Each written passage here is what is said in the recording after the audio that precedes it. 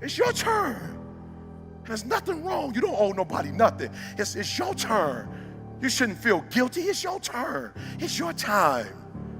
You've blessed everybody else. You've set everybody else for success. You've compromised you for them, and look where you are. It's time for you. And don't you know that the best thing you could do for them is to be the best version of you? Don't you understand that? That you're not helping them by not being the best version of you? The only way you're really gonna bless them is to be the best you can be. So here's my last one. Have a seat, here's my last one. So I told you the who and why. This is important. This is important, guys. This is important. I need when you leave this room, pray for. You know what to do. You know who you need to be. Now you need to pray for the drive to get it done. And so my boy told me, yeah, he the right person. He got the right plan. He with the right company, but he not doing what he's supposed to do. And I said, here's what I need you to do. Apparently you don't have the discipline to do what you're supposed to do. I want you to pay my daughter, who's 21 years old in college, who's one of my coaches in my extreme execution program. I want you to pay your niece $1,000, $1,500 a month to help you do what you're supposed to do.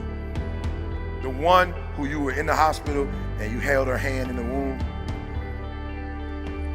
and now she's a senior in college and you don't even have your GED yet. You let her pass you. So the reason I want her to coach you is because I want you to feel the sting every time she coaches you that you're not where you're supposed to be. I said, you don't have your GED. When she was born, you could have just went to school with her and be finished by now. No, if you just would have went to school with her, like one day you dropped her off for me, you should have just went to school with her. You'd be a senior in college right now. No, this is the last one. You gotta find, some of you have a problem, like you the old standard car, right? The new cars are automatic. They got the automatic starter. You just hit the button, like you don't even do the key no more. You just push the button and it starts on its own. Unfortunately, we weren't made just to start on our own. You gotta find your why, and your why is what's gonna start you. And so for a lot of you, you're not doing nothing because you don't have any purpose right now. You don't have a sense of purpose. You're not waking up for nobody. And I need you to get that engine, I need that drive, because you know what to do. You're the right person to do it, but you just can't seem to get out of bed. You can't seem to do what you're supposed to do. Every time you come up against a trial or a tribulation, you let it stop you. Like you don't have, Anybody from the South, Georgia, Alabama? Okay, so they're gonna relate to this. So they're hills. It's not a flat surface. It's not a flat land. The territory is not flat. So you got to go up a hill oftentimes. So if you got a 4-cylinder, it's gonna be tough. When I first went to college, I had an Escort, and so when you hit those hills, you can feel the car like. If it's not a good car, some people can't even make it over the hill. But if you got an 8-cylinder or a 12-cylinder, it's like it's not even a hill. You put your foot on the gas and you go over. The problem with most of you, you're a 4-cylinder. And when you hit trials and tribulations, you can't make it up the hill. I want to help you as I leave, because people look at me and go, E, man, you passionate, you got going on. A little bit over 3 years ago, I got a call from my wife coming home from work. She said, sweetheart, I could hear the trepidation. I could hear it in her voice. I'm like, boo, what's up? What's going on? She was like, help. I said, help, what's wrong? You got in an accident? No, I'm lost. I said, lost?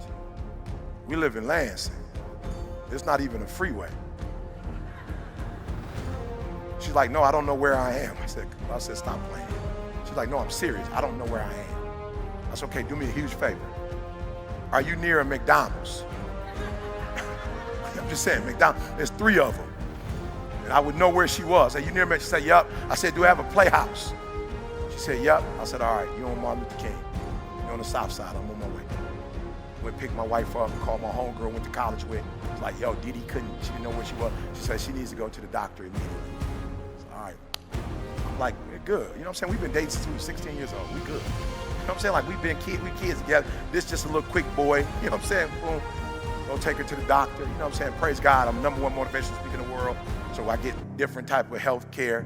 No, you listen to me very closely. The reason why you got to be the best in the world, because they treat you differently when you're not. The reason why you have to be your best version, because if you're not your best version, they treat you differently. call my homegirl who works at the hospital. She's a physician. She calls somebody. We go sit down. They say, look, we on the weekend go get an MRI. I'm like, bet. We go get an MRI. They call us on Monday. Listen to me. You think I'm playing. When you're not your best version and you're not multiplying and having dominion, you got different kind of health care. Look, my wife, okay, so we go to the hospital. I know something wrong because we sit in the room and it takes 40 minutes for them to come in. So I'm like, okay, usually it take a long time because they're trying to think of, like, how are we gonna break the news to you? So they cut the lights off. We got a screen like this. They show her brain, an image of her brain, and they take the little laser boy and put it up on the, and when I look at it, you see like 7 little spots on her brain. And so I ain't no doctor. I told you I got a GED. I ain't brilliant, but I ain't dumb. I know those spots ain't supposed to be there. And so I'm talking to the doctor, and she, they going roundabout. I'm like, look, man, just, what I'm saying, just keep it 100. What is this? She's like, well, we don't know if it's cancerous, but we believe that it's MS, it's multiple sclerosis. And I was like, all right, what is that? You know what I'm saying? I don't know what that is. I'm like, what is it? Is she gonna die? That's the first thing. Real, like, you don't know. Like, that's the first thing. I'm like, is she gonna die? It's like, no, it's chronic. She gonna live with it forever. I'm like, what? Well, see, it's here, but if it get on her spine, and she's not gonna be able to walk. She could possibly not see. Like, we going over all the hookup. I'm like, all right, bet. We leave the hospital. My wife is looking at me in the hospital. My girl don't cry. The doctor asks her, like, yo, you straight? My wife, she don't move. The doctor's like, okay, good. Now, you're gonna have to take off work for about 3 or 4 months because we're gonna have to do some testing. And my girl started, she had a tear drop. The doctor was like, whoa, I just told you you had MS, you didn't cry. I just told you you're gonna have to take off work. You crying, you didn't have insurance? She's like, yeah, we got insurance. But my wife's job is like her identity. So we get home, we sit down and talk. I call Moni like she got MS, Moni. I know about MS because her best friend in college got it, and she in the wheelchair. Came one of her arms, she has a little slurred foot. So I'm like, all right, it's showtime. My wife ain't there yet. Let me find out what to do. I started doing all my homework. Homework says the only thing that they know causes is stress. So I might have been like the number 10 motivational speaker at that time, number 5, your boy going to hyperdrive. I started studying, my wife going to work again, she coming home stressed out. I'm like, oh, that's not gonna work. You're gonna have to quit. And she's like, well, I don't mind quitting, but do you got enough money? Like, you got enough money for me to quit? I'm like, I got enough money. She's like, no, I'm not talking about for the year or 2. I'm talking about for the next 30 years. I was like, ooh, how much we spend every month? I'm saying, I don't know. She's like, 5,000. I'll say, okay, 5,000 times 12. Okay, good. Times 30 was 1.8 million. I went from the number 10, number 5 to the number 1 motivational speaker in the world.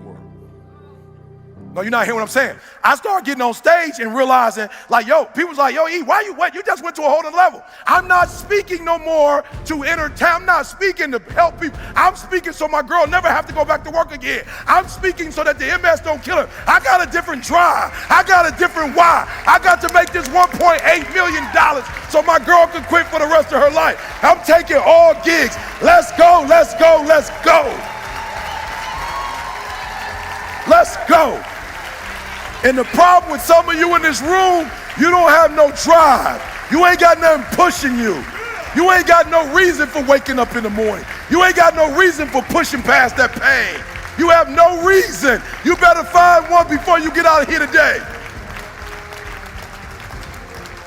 And I'm telling you, I saw my girl go from 50%. She was like a baby. She could only eat, take a shower, and she ain't had no energy. So we started changing medication, we started changing diets, we started changing everything. And then I noticed she started getting better. But I noticed in Michigan in the winter, I noticed that her body wouldn't respond well in the winter because there was no sun. It wasn't just cold, it was no sun. And MS is a vitamin D deficiency. She quit her job. I put the money to the side, got the insurance just in case I die. She could continue to live the lifestyle that she's living. And then we took it to the next level. People was like, yo, E, you #1 now. Bro, you still going stupid crazy. You putting out more content than anybody. What's going on? I'm like, I got one more move to make. They're like, what's that move? I said, I got to move to California. I got to get a winter house in San Diego. They said, San Diego? You know how expensive San Diego is? I said, it's expensive. Expensive? Nothing expensive when you want to see your wife live another 30, 40 years. There's no such thing of expensive when you're trying to... Somebody said, why San Diego? You know you can move to other places that got sun. I said, she can't take extreme heat. San Diego, it's 78 degrees all year long. I gotta get into San Diego. I could take some shortcuts, but you don't take shortcuts for the person who was there with you when you were homeless. You don't take shortcuts to the person that was hiding you in their mama's house and feeding you in the winter months because she didn't want you out in the cold. You don't take shortcuts for the person that made you go to college. You don't take shortcuts for the person that was able to get the first house in her name because your credit was shot. You don't take the shortcut with somebody that had your 2 kids and was on a hospital bed, could have died having your baby. You don't take a shortcut for people you love. You rise to the level and do what you gotta do. I'm gonna say it again. You don't take shortcuts. So they told me how much the house in California costs. I said, let's go. It's all good. We'll call it our second property and do it through the company. It's all good. They said, Eric, the house gonna cost like $11,000 a month. It's like, it's all good. End up getting a contract with a school district in California for that amount. Somebody said, how you get that contract? Because my wife got to move to California, so I'm getting on the phone, making phone calls, praying, writing books, doing whatever I can to open up another door, to make sure that house get paid for every year. Are you hearing what I'm saying? You better go inside. You still looking outside for the stuff that's already inside. You still looking for someone to save you when you already your superhero. You looking for some information from somebody when you already got what you need in your head. It's just time for you to get up and be the best version of you. So say with me, I can. Come on, I can. I will. I must. I can. I will. I must. All right, so this is why you're not getting hyped, because you don't understand what it means. I can means I have the ability to do it. I got what it takes. I have the ability to do it. I got what it takes to get a PhD.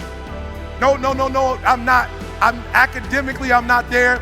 I am average skilled, but I'm phenomenally willed. I got what it takes. I got average skill, but I got phenomenal will. I can. I have the ability to do it. I will. Somebody counting on me. I will. I have the willpower to make it happen. I must. My wife needs me. I must. My son needs me. I must. My daughter needs me. So I went to Michigan State University, and when my son graduated, he was able to put on the application that his father went to Michigan State University, nepotism, and he got in. He was a part of the basketball program for 4 years. He got an Elite 8 ring and a Final 4 ring and the jacket. My daughter, he graduated 3 years ago. My daughter, when it was time for college, she's like, Dad, where I'm gonna go? I'm like, Daddy already made a path for you. I must. I didn't do what my father did and drop out, and then I dropped out. I didn't do what my grandfather did, drop out, and then I dropped out. I will make a way for my kids. Guess what? They don't even know what FAFSA is. They don't know what a loan is. Why? Because I put $200,000 aside cash for both of them and paid for them to go to school. I must. It's not an option. And the reason why some of you are not where you're supposed to be, you've given yourself an option.